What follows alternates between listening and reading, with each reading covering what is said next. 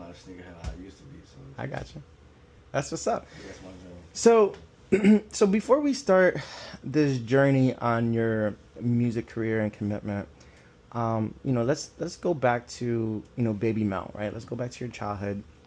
And so, tell me, what was your childhood like growing up in Perth Amboy? What did home look like? Was there mom? Was there dad? Like, what was that look Well, like? when I was born, I was, a lot of people don't know this that I grew up with. I was adopted. Adopted. Yeah, Wow, yeah. So I did not know that. yeah, so I was born to a 7-year-old, female who was under the guardianship of, two parents, and those parents became my parents. So when I was after birth, all I knew was those two parents, my parents, and the person who birthed me as my sister. Okay. So that was, the start of my life. Obviously, I didn't know. Do we know why that your mom did this?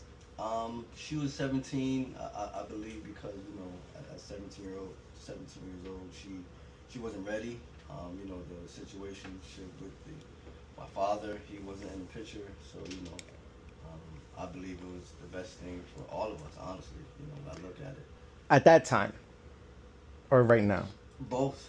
Both? Really? Okay. I think it's the best thing for all of us. Yeah. Okay. So it's on emotional standpoint, I got some issues with it, but overall, I felt like it worked out for Okay. us. Okay. Cool. So you grow up in this household where your mom, gives up rights to you as a mom. You have this mother figure who is dating a man, Yes.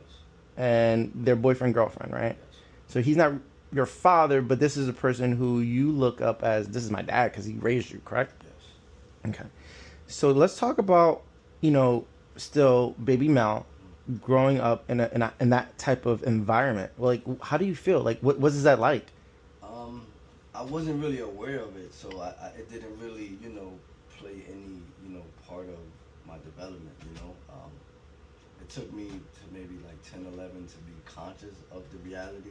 Okay. Prior to that, I was a spoiled kid. Spoiled kid. I was, straight A's. I was a fly kid, so I didn't really have no worry. I was athletic. So let's talk about that, right? So here you are, Baby Mel, right? You say you're spoiled, right? So when I look at or think about being spoiled, because I know what that feels like, right? I was spoiled as a kid. That to me sounds like your love language now becomes by default gift giving or gift receiving.